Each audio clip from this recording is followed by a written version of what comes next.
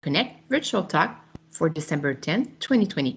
Je suis Valérie Plourde, dirigeante régionale de la CNG de la région Québec-Nunavut.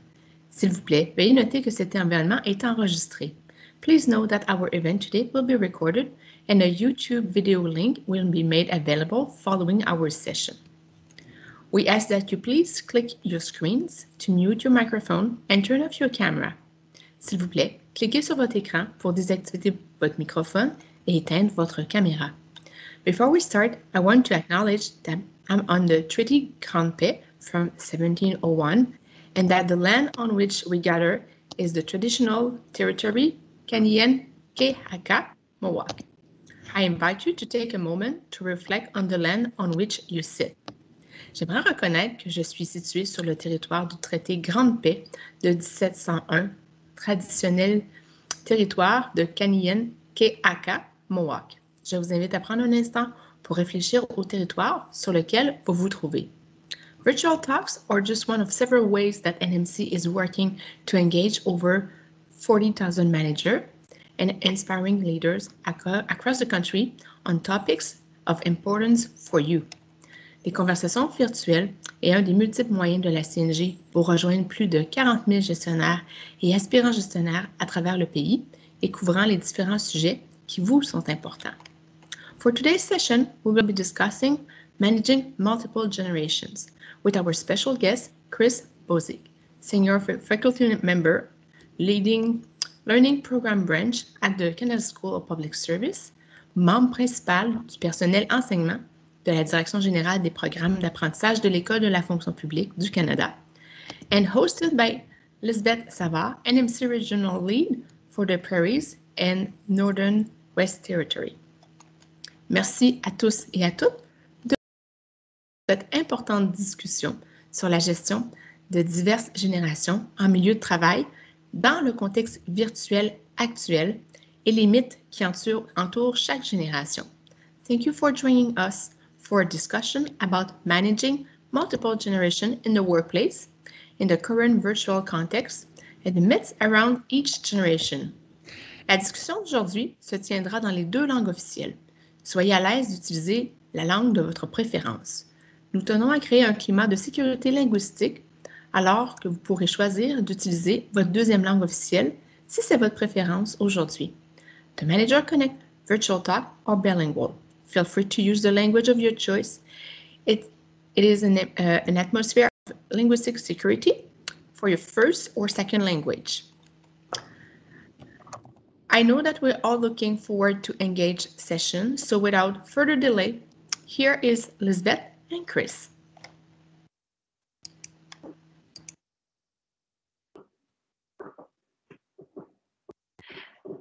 Alors, merci beaucoup, Valérie. And I'm really looking forward to this session. I think it's going to be lots of fun just with the music that was playing at the beginning. Got me dancing in my chair. So,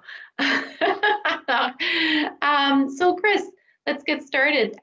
So as a member of Generation X, as I am myself as well, we're defined as slackers. Donc, est-ce que c'est une description dans laquelle vous vous reconnaissez? Is this a description that you can relate to? Oh, goodness. Am I a slacker? Oh, sure am. Absolutely. And I'm aimless. I'm self-involved, lacking in focus. It says so right on the Gen X label. I don't have the drive to look beyond the label. You know, when I look back on my career of 30 years as a public servant, you know, it really has been a 30-year Friends episode. I'm sure I'll get something accomplished soon. Wait. Did I maybe stumble into a stereotype? I love it. Or maybe I'm just telling the truth. Could go either way. Well, that's awesome. Yeah, no, Friends episode. My goodness, my kids just discovered this, and I just kind of went through all the episodes with them. It's kind of nice to relive that era. So, on the subject of stereotypes and characterizing generational traits, what are some myths that we can dispel around different generations? And what is it that we want to avoid when we are using the generational lens as a manager? Donc, qu'est-ce qu'on veut éviter lorsqu'on adopte un point de vue générationnel en tant que gestionnaire? OK, c'est une bonne question. Commençons avec un petit survol sur qu'est-ce qui sont les traits, les caractéristiques de chaque génération que nous allons avoir ou rencontrer au travail. Si on commence avec les baby boomers, c'est 1946 à 64. Je vais changer en anglais, puis on va changer d'une langue à une autre. First language, second language. I was invited in language security, so I'm going to use both. Baby boomers, the me generation. So this is probably my parents, maybe some people's grandparents.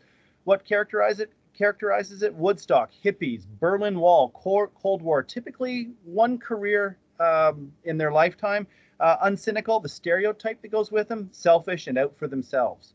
Gen X, you and me, Lisbeth, 1965 to 1980. So I'm right on the cusp there. The Friends or MTV generation stereotypes or the typicalities are divorced parents, yuppies, entrepreneurs, digital immigrants. We'll play with that a little bit. Late to marry, quick to divorce.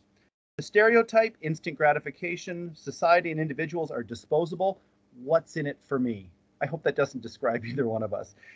Millennials or Generation Y, both names, 1981 to 96, called them the Peter Pan generation. They don't grow up. Delayed entry into adulthood, housing, career, marriage, the sharing economy, sharing knowledge, digital natives. So you and I are digital immigrants. The next wave is digital natives. Wellness is important. The world is a 24/7 place. Flexibility, stereotype. They rely on Siri or their network for information, and they don't know how to achieve. Wonder if that's true. Generation Z, mid-90s to the early aughts. I don't know, what are the zeros called? Halfway through the last decade. They've never lived in a world without computers and cell phones. Globally focused, socially defined, digital integrators. Notice the progress. Stereotypes, they're technoholics. They can't live without their tech. And I think of my youngest, and that might actually be true. Generation Alpha, 2010 to who knows? It's still coming, still forming traits for researchers and managers to put labels on. So let's be careful with labels. So premier mythe, les gens de cette génération font toujours ou ne font jamais. Il faut se rappeler que ces traits sont une réflexion des tendances sociétales et non une définition ni une prescription de comment les gens ou les individus agissent. Nous sommes tous des produits de notre environnement. Mais nous ne sommes pas des machines qui sortent d'une usine dans une année modèle comme les voitures. C'est bien possible qu'il y ait un brin de vérité, plus d'un brin de vérité à ces descriptions, mais ils ne sont pas absolus. Comme exemple, je suis Gen X, je suis un digital immigrant numérique, un digital immigrant. J'ai dit assez souvent, il n'y avait pas d'ordinateur quand j'ai commencé à travailler. OK, je ne suis pas aussi vieux que ça. Il y avait des ordinateurs, mais pas au travail, au gouvernement. Donc, c'est vrai. L'autre partie, se marier tard et divorcer rapidement. Moi, je suis marié avec mon épouse à l'âge de 23. Nous sommes toujours mariés. Donc, ce n'est pas vrai. Donc, il y a des tendances, mais pas des vérités éternelles. Nous avons la tendance de voir les différences et de façon subconsciemment décider que ces différences nous empêche de quelque façon de trouver de terrain commun ou pire, de décider que les différences sont dangereuses et nous devenons défensifs. Second myth, no point trying to change them. You can't teach an old dog new tricks. One of the quickest ways to kill engagement is to start by assuming your employee can't do something. For example, Chris is so old, he can't figure out Twitter. Okay, so that's actually true, but not because I'm old. It's not the tech. I just don't see value in Twitter. I'm not saying it's not there. I'm not saying there's no value in Twitter. I just don't see it. Maybe that's one of the reasons that some of the employees might not jump at the chance at learning something new. Maybe the value is just not there for them. Don't forget, though, it cuts both ways. We often assume that millennials have no idea that they can use their smartphones to have a phone conversation. They're always busy typing or texting, you know. We don't want to jump into that. So maybe helping your team see value in a different approach, helping them see something they didn't even know exists, might spark engagement and innovation. So you asked about avoiding the use or what to avoid when you use the generational lens. And I think that's important. It's the way we look at things. Perception is really important. Is the glass half full or half empty? Is this employee, probably me, an old fart set in their ways? Or can I say fart on a webcast? Don't tell Why not? Or do I have a solid foundation that somebody can build on? Is this new employee just wasting my time until they can land a promotion? Or are they a font of ideas and energy that's going to be perfect for launching my new project? So just the last little bit on this one here. Be aware that some journeys are a little longer than others, and there may be some intersectionality with other issues and other challenges. So I talk about how old I am. I typed all my university papers on a manual typewriter. Do you remember those? My kids love them, actually. But I had access to technology. We had an Atari computer. That's how old I am. But think about somebody from my generation who got married and then stayed home to raise kids for 20 years before returning to the workforce. Maybe the last time that person was in the office was 20 years ago when they still used typewriters. Ou pensez à un millénial ou une Gen Z venant d'une famille de réfugiés récemment venus au Canada. Malgré son attachement stéréotypé à la technologie, c'est probable que cette personne ne peut pas s'offrir de tout nouveau iPhone et n'a pas les mêmes habitudes que des autres membres de son cohorte générationnelle. Quand on passe en tant que gestionnaire au problème au bureau, la tentation est de cerner la cause, la chose qui à la racine de tous les problèmes, une seule chose. Mais ça ne marche pas. Hein? Il ne faut pas traiter un problème, disons, de génération en isolation. Dans mon exemple de jeune réfugié, c'est bien possible que la pauvreté a joué un rôle dans son développement social que nous, les privilégiés, ne comprenons pas et peut-être ne voyons même pas. Whew. Oh, yeah. No, those are great points. I mean, it's really not a one-size-fits-all approach, right? So really, I think we still need to remember that we're dealing with individuals and not someone who fits into this generational box. However, although there is no one-size-fits-all when it comes to characteristics of each generation and how those traits apply to managing employees, do you have any advice on how to leverage the strengths of each generation? Puisque vous pouvez nous donner des exemples de ce qui a fonctionné pour vous? Okay, yeah, I got a couple of things there. So the first thing that jumps to mind is that it's really important to see the strengths and not the difference. If we look at the world from a perspective of, I can't do it, so it's probably not worth doing, we're going to get stuck. But if you think that adding someone with different talents to your team, that multiplies possibilities. As managers, we tend to like the feeling of being in control, or at least staying in our comfort zone. So we hire people that look like us, think like us, act like us. It's safe, right? But it's also limiting. It can be scary to depend on somebody who thinks differently, approaches problems from a different angle. And as I said, there's a good bit of truth in some of these generational differences, and they're different, but there's some strengths there. Think about it. There's a reason that successive clerks of the Privy Council have encouraged us to be agile and innovative. Beyond 2020, anyone? That's because the clerk knows that for the public service to succeed in the 21st century, we do need to be agile. We need to learn to be comfortable taking risks. So instead of differences, see the strengths. Take a risk. Hire that mom returning to work after 20 years. She may not be up to date on the latest tech, but she does have 20 years experience in managing a family, and that's not negligible. Transferable skills. Take a chance on the with the green hair and the tattoos. Am I playing with stereotypes or what, eh?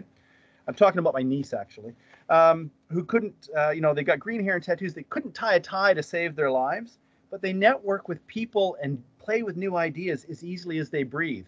Notice how I'm turning stereotypes into positives, which brings me to my next point. Turn a stereotype into an asset. The stereotype is millennials have no sense of loyalty. You know what? Maybe from the perspective of a boomer or a Gen Xer, that's because millennials seem to change jobs often and change careers often. So perhaps loyalty isn't the old-fashioned long-term company loyalty. Maybe it's something new. Maybe it's loyalty to doing a job well, learning, and then moving on to the next challenge without leaving somebody in the lurch. As managers, we tend to think of in terms of wanting a team stability and not wanting endless staffing actions. And that's absolutely true, because I think we've all been in that loop where we've got vacancies and no people. But try turning that on its head and see it as a constant injection of fresh energy and fresh perspectives. Nothing wrong with having a frank conversation with your new employees around tenure as well. You can explain to your new hires that you want to maintain some stability and you expect them to stick around. You hope they'll stick around till they master their task. And you'll help them do that as you get there. And then you'll help them out the door to something bigger and better. We're managers in the public service, not just our own unit. We have an obligation to make sure the whole public service has access to good talent. You know what? If you build a reputation as a manager who develops and supports their staff, you won't need to worry about filling vacancies. There'll be a lineup, people wanting your assignments, your projects, actings, whatever. Think about the other side too. What might a millennial think about somebody who's done the same job for 30 years? OK, troisièmement, il se peut que vous ayez de travail à faire. Vous embauchez peut-être des gens qui tout simplement n'ont pas les mêmes habiletés ou pratiques culturelles que votre génération prend pour acquis. Par exemple, un gestionnaire millénaire sidéré que leur nouvel employé de 50 ans, peut-être moins, n'a aucune idée de l'utilisation des médias sociaux. Ou le gestionnaire boomer qui ne comprend pas les vêtements décontractés que portent les jeunes ou le fait qu'ils insistent de plus de le tutoyer. Un exemple de ce que je veux dire par... Il y a plusieurs années, j'ai bridgé une étudiante. Cette personne, haut rendement, dévouée, grande qualité de travail, elle a très bien mérité l'embauche permanente. Une de ses faiblesses, elle avait un style d'écriture universitaire. C'est pas la même chose pour les rapports du gouvernement. Après plusieurs rapports que j'ai retournés avec les corrections en encre sur la hard copy, en violet ou vert, jamais rouge, elle a passé me voir, elle a fondu en larmes et sangloté en anglais. I thought you liked me. Je pensais qu'on était des amis. Oh, ça m'a brisé le cœur. Je n'avais pas rendu compte que cette personne avait vécu très peu de défis dans sa carrière universitaire. Elle était tellement douée qu'elle a réussi grâce à ses dons naturels. Je ne veux pas suggérer qu'elle n'a pas travaillé fort. Elle l'a fait. C'est seulement qu'elle n'a jamais eu des stretch objectives dans sa vie. Il n'y avait jamais personne qui l'avait poussé à faire plus ou faire mieux. La barre n'était pas là. Cette reconnaissance m'a permis d'approcher le problème d'un autre angle. Mais j'ai dû prendre une route que je n'aurais jamais pris avec quelqu'un de ma génération parce qu'un autre Gen X, ce serait attendu que le patron intervienne pour le corriger. Autre aspect, c'est que ce n'est pas le rôle principal du gestionnaire de corriger, mais de créer l'environnement où tout le monde peut, quel est le mot que je cherche, se développer. Oui, c'est ça. Ah, mais c'est intéressant. Wow. Yeah, those are such rich examples. I mean, this is very, very inspiring.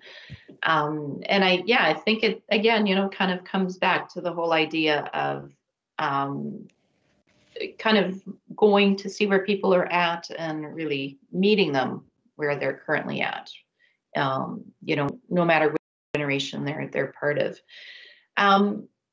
So on to my next question. So in the current environment of virtual work, the fact that everyone had to adapt quickly and simultaneously leveled the playing field for most federal government, or most of the federal government, when it comes to working remotely. So what are some ways that this has closed the generation gaps in the workplace?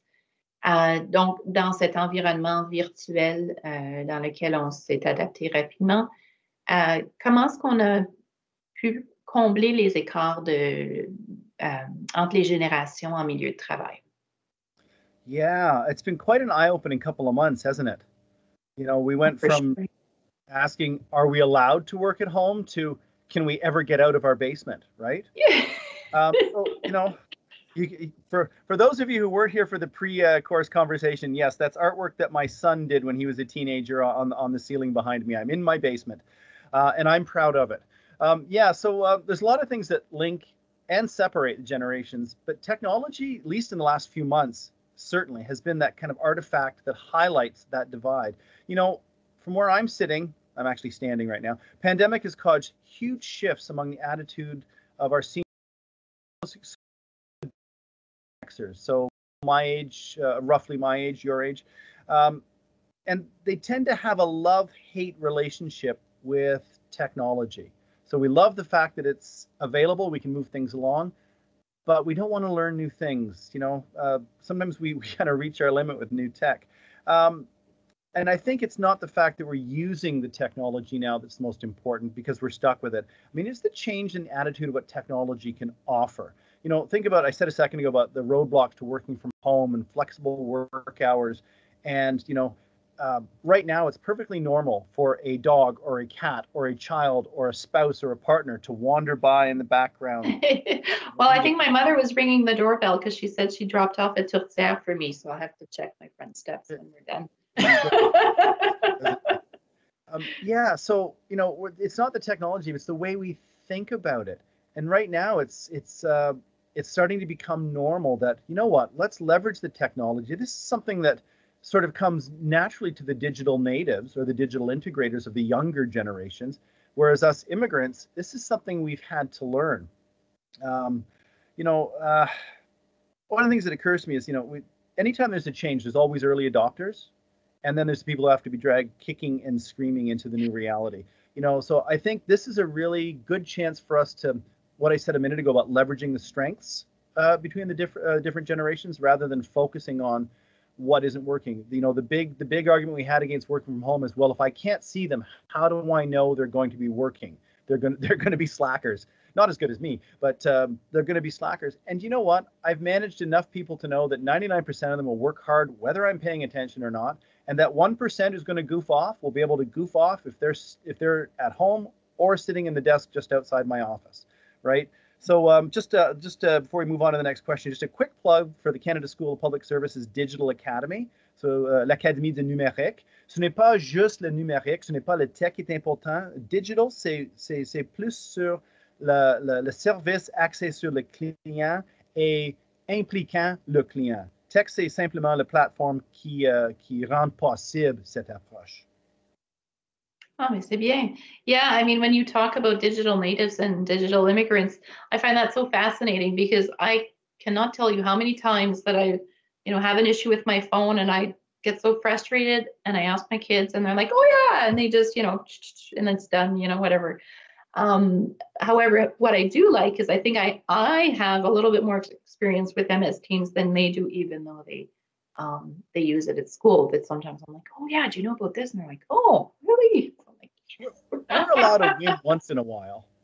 Yeah, well, you gotta take those wins when you can get them, right? So, okay. So you talked about the Digital Academy. So if managers wanted to find more information and tools to support them, where is it that you would recommend that they look? Donc, où est-ce que les gestionnaires peuvent trouver d'autres informations et puis des outils pour les aider? Okay. Y a toute une gamme des sources possibles. Je suggère qu'on commence avec nos propres organisations. Vous avez vos conseillers en ressources humaines. Ils sont là pour aider avec la gestion de rendement, la dotation, les relations de travail. Si les défis deviennent trop gros, il y a le programme d'aide aux employés, EAP. Peut-être pense, je ne sais pas comment ça se dit en français, reverse mentoring. Au lieu d'une jeune personne cherchant un mentor expérimenté, peut-être une personne plus âgée, cherchant quelqu'un qui est à l'aise avec les technologies, avec les normes culturelles actuelles ou nouveaux. Comme ça mentionné, il y a l'École de la fonction publique. On a beaucoup de ressources pour les gestionnaires. De façon générale, il y a des programmes de développement, Supervisor Development Program, Manager Development Programming Program, Aspiring Directors Program, Programme perfectionnement de superviseurs de gestionnaires. Il y a aussi dotation pour gestionnaires, Staffing for Managers, le fameux P901, P901. That's probably mandatory if you want to have delegated staffing authority in your department.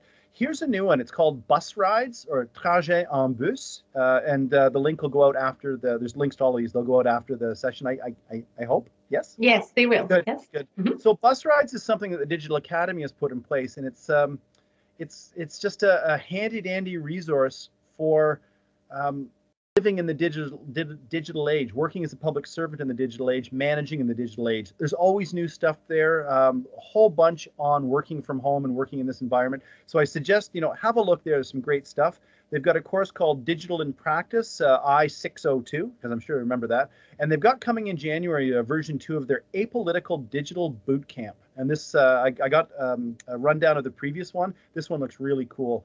specific courses. We've got one on managing essentials, managing a diverse team, and you can just go onto GC Campus and sign up. It's X140. And managing workforce generations, gérer les différentes générations au sein du personnel, travailler avec une équipe multigénérationnelle, c'est le X144. So I suggest those. And the last one, and this is advice I give to all the people in my leadership courses, all the new employees and new managers that I get over the course of my career. My first thing to say, if you want to learn, be curious. Soyez curieux. Read a newspaper. Okay, I don't actually probably mean newspapers anymore. I mean, go online, but check out the news. I don't think you can be a good manager or a good employee if you don't know what's going on. Enroll in a college course. Maybe the department will pay for it, maybe it won't, but learn something new. It's always there. Deliberately engage with people who are different from you. You've probably noticed that I've strayed out of generations and I'm talking about bridging other gaps, diversity, and inclusion. There's connections there, and I think it's important. And these tools for helping understand people of different generations are the same tools and the same mindset to help you understand people who are different from you in other ways. Oh, definitely. Yeah, those are great tips. Well, thank you so much. So at this time, I'll turn it over to Valérie to see if there are any questions in the chat. I haven't seen any, but I can certainly je peux poser une question. Tandis que les gens prennent quelques minutes pour poser leurs questions dans le chat. So if you want to take a few minutes to ask your question in the chat. So as we were talking, I just thought of something, Chris, and I don't know what your thoughts are on this. So how would you approach a situation where you would have two employees of different generations that really do have this perception and this lens of, well, that's a millennial, and this is, how these people, behave or whatnot, and perhaps they're either a boomer or a Gen X, and they have, these stereotypes of each other. How would you approach this situation? I think you captured the attitude that we often hear about bang on when you said these people, right? They're not these people. They're colleagues, they're employees, they're bosses. And I think one of the first things as the manager dealing with that problem is to get yourself out of that mindset where you see the differences, right? If you can look at, if you can get your mind wrapped around what the strengths are, and then maybe identify where they're tripping over the differences, you might be able to have a conversation with them together, individually, talking about the strengths. It might be a simple matter of talking to, say, the Gen Xer who's having some issues with the Gen Zer, if I can say that, millennial. Say, you've been talking to Betty or Bobby or Billy there.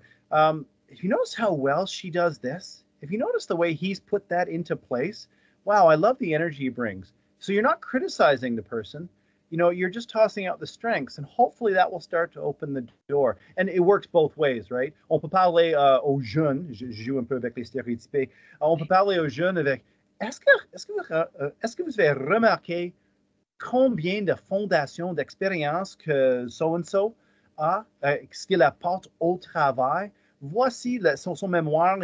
Rappelez, la dernière fois qu'on a essayé ce genre de projet, il a cerné qu'est-ce qui n'a pas bien fonctionné et quelles étaient les réussites qu'on peut apporter à notre nouveau projet. Quelque chose comme ça. D'habitude, les employés ont un bon esprit, ils sont ouverts à travailler ensemble, et aussitôt qu'ils se rendent compte qu'ils jouent avec les différences et non avec les forces, peut-être ça devrait dénicher une solution. Mais si ça ne marche pas, il faut, une des choses moins fun d'être gestionnaire, c'est il faut des fois avoir des conversations difficiles ou même pénibles. Vous ne pouvez pas vous comporter comme ça au travail. C'est un dernier recours, mais c'est quelque chose, c'est un des outils qui nous est disponible. Mais il y a un grand voyage entre est-ce que vous avez remarqué ces forces and you have to do things differently. Mais ça vous donne un trajet. Right. Yeah. Oh, those are really good tips. So that's really helpful. Thank you. Yeah, because I think it's a matter of just kind of reframing what the conversation is, and kind of reframing your outlook in terms of how you're interacting with someone. You know what? If I just add one more thing, Lisbeth, I think it's important be open to new ideas ourselves. Like the example I gave with the young person who broke into tears, it's just something that was absolutely new to me. I said, oh my goodness, she's never thought of it this way. I need to think differently. It's not that I was wrong, it's not that I was right, but I had to think differently. And we have to be open to that as managers.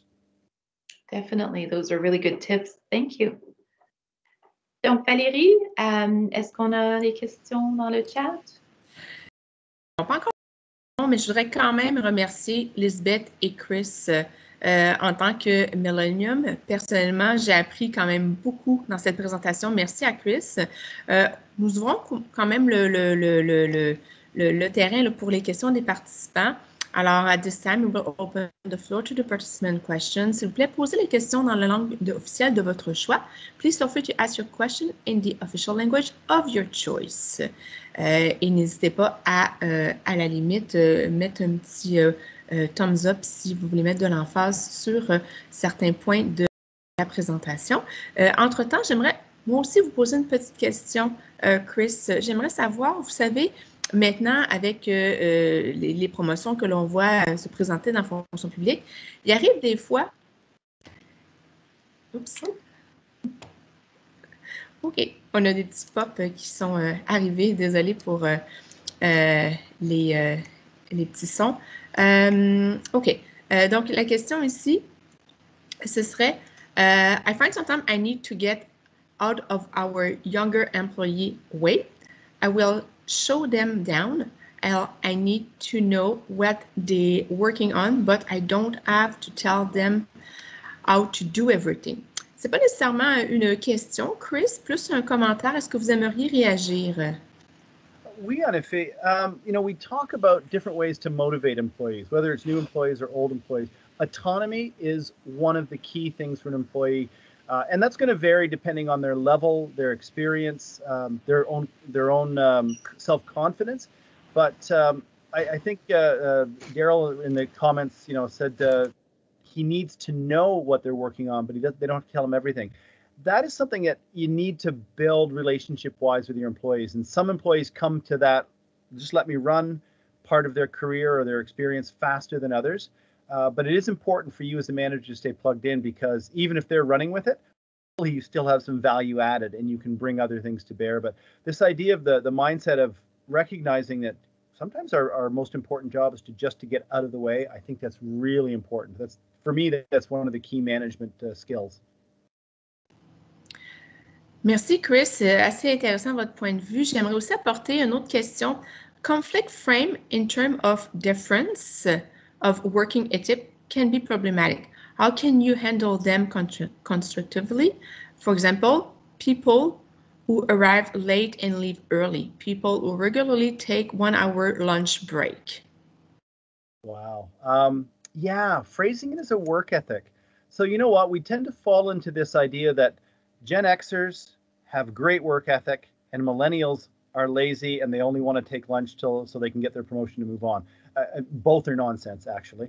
I think most people who accept a job have a good work ethic. If they don't, you'll find out pretty quickly.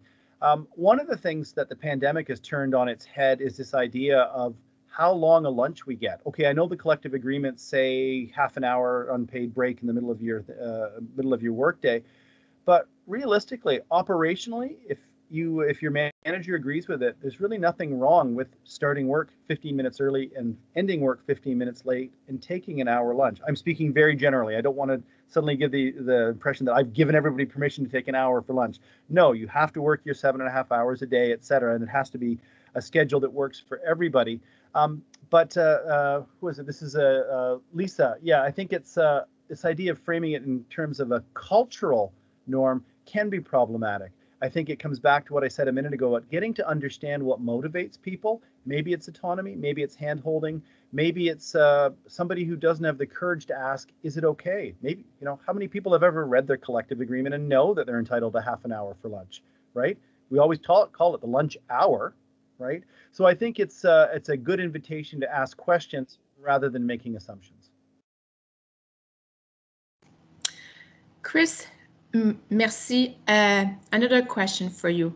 What about the idea of cross-generational mentoring? Have you ever have you experienced or seen such practices implemented, and are they useful? I'll answer the last question first. Absolutely, they're useful. Absolutely.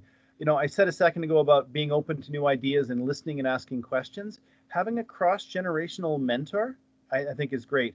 I've never had a formal mentor in the cross-generational sense, but I've sort of worked hard to build relationships where I can have these honest exchanges, even if it's, you know, 5 minutes in the lunchroom, 5 minutes out of my 30-minute lunch hour, you know, to have a conversation or to ask about questions.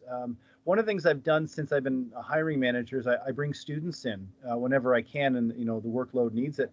And one of my practices has been to identify the work that needs to get done, because you always have more work than you have students, and say, what interests you? What can you do? Where do you need to grow? And I kind of turn them loose. And then we meet on a regular basis and we talk about what their challenges are. So I can share my experiences with them, but it really gives me an idea on what motivates them, how they see the world. And you know what, it really is worth your time to block half an hour or an hour every week or other week with some of your new members of your team, because it just informs your outlook on so many things, not just the work. J'adore l'idée de se bloquer 1 heure, Chris, dans cette perspective-là. C'est un bon truc. Une autre question pour vous, Chris. I am a Gen X. Tips on brooding boomer employee who are struggling, stubborn to learn, adopt new tech. For example, MS Team versus the good old emails, which in itself was the new tech 20 years ago. Okay, so I've got a funny little story because this question comes up often. You know, I think everybody reaches their tech limit. So my dad was a dentist, got a degree in science. At the time, a dentist, he had to run his own lab in his practice. So he knew technology, he was good at it. I came home from university, and do you guys remember VCRs? Work on that. And you know, you didn't set the clock, it would flash and flash and flash. I come home one day and it's not flashing. And I thought, oh, Dad's finally figured out the tech. Nope, he just put a piece of tape over it. So no more flashing. The point of that is that sometimes there is a limit, and it has to be there. You have to find the value, like my little joke about the Twitter earlier. You have to find the value in the new technology so they can use it. And you also have to recognize that if something works, why should I try something new if I'm getting what I need out of what works now? You know, so obviously things evolve. You know, how many times have you updated something on your iPhone or your Android phone, and you can't find anything because the update makes it better, but in the short term it just annoys you? Well, that's maybe if you can look at it from the point of view of what makes things better, and maybe let them know that what they're losing is more than outweighed by what they're gaining in the new technology. But also, they might just say they might have reached their duct tape moment and they're covering up the clock, in which case you might have to rethink how their employment is going to go. They're going to have to rethink it. There's a point where you have to say it might be time to retire, depending on how old they are. Because if you're not willing to jump into new challenges, you become less useful as an employee. That's a really general statement. Please do not mistake me in saying that once somebody hits 55, put them out the door because they're not going to figure it out. That's not where I'm going. It really is mindset rather than ability. Merci, Chris. That was so cute about the duct tape on the VCR. I don't know how many times that, yeah, when we were kids, we helped our parents program, well, specifically my dad, I think, programmed the VCR. Valérie, je pense qu'on a le temps pour une dernière question. Oui, tout à fait. Alors, Chris, voici la question. I agree in principle. I agree in principle with the concept of getting out of the people way, but sometimes failures, waste of time, cost money. How do you figure out how much to manage people without micromanaging them? Wow, that there's whole books written on that.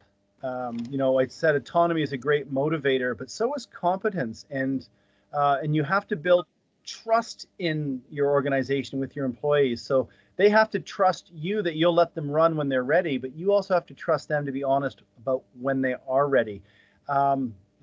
It's tough to come up with a short answer for that one.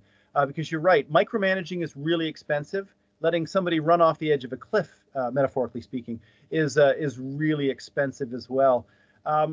I think maybe having that frank conversation at regular steps, putting in kind of a plug for our performance management regime. When it works well, it's a really effective tool. If you as a manager, do your beginning of the year objectives, mid-year review, and that's great. But it's the regular conversations. So maybe have a conversation with an employee. Valerie, here's a new project for you. Here's what I want at the end. Come back to me in a week and let me know how you're going to start. You can review that, add, put in your value added, and then let Valerie run with it. And then check in another week, and then 2 weeks, and then 4 weeks, or whatever the logical time frame is. And don't be scared to offer honest criticism at the same time as supporting what they've done well, because you know what, even really good employees might go down the wrong path sometimes. You gotta take a bit of a risk. You gotta let them test it out, but at first you want to give them small risks, and then once they've demonstrated they can take small risks successfully, trust them and they'll do more, and that'll snowball. That becomes a virtuous circle. That's a really short answer to a complicated question, but hopefully it's a start.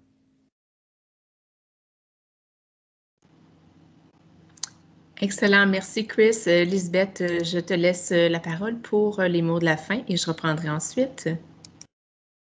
Oui, alors, I want to thank all the participants for joining us today, and the information and tools that we shared today will definitely be helpful to all public servants as we try to lead and keep our teams engaged throughout these challenging times. Thank you so much, Chris, for taking the time to talk to us today. This was a really interesting conversation around managing multiple generations. And, like you said, you mentioned quite a few tools, so we will be sending those out after the session. So be on the lookout for that email. J'aimerais aussi remercier toute mon équipe de la CNG qui m'ont appuyé durant cette session-ci. Couldn't have done it without you, so thank you so much. Et puis, c'est ça. Alors, merci. Et puis, je te repasse la parole, Valérie. Merci, Lisbeth. Thank you. Merci tout le monde pour votre participation. We at the NMC hopes that all of you join us for the next Manager Connect virtual talk taking place on January 14, when we will welcome Jennifer Carter and host Nathalie Poirier-Scofield in a discussion about burnout recognition, la reconnaissance de l'épuisement professionnel. You can follow us on Twitter handle at NMC_CNG for all updates and registration details. Until then, best wishes et bonne journée à tous. À la prochaine.